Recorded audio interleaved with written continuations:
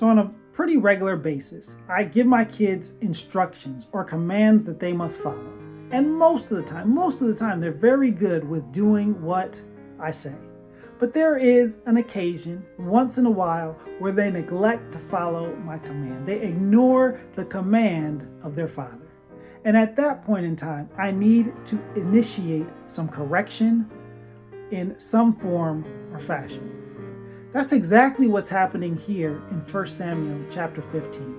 Saul had directly disobeyed the Lord, and now Samuel is explaining God's response. It says in verse 22, "Does the Lord delight in burnt offerings and sacrifices as much as obeying the Lord? To obey is better than sacrifice, and to heed is better than the fat of rams. For rebellion is like the sin of divination, and arrogance like the evil of idolatry. Because you have rejected the word of the Lord, he has rejected you as king." Here, Saul is getting his punishment, and the punishment is that he will no longer be king because he cannot obey the simple commands of the Lord.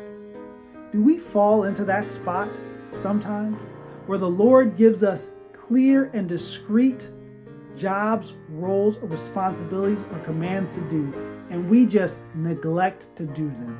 Maybe because they're hard, maybe because they're uncomfortable, maybe because we just don't want to do them.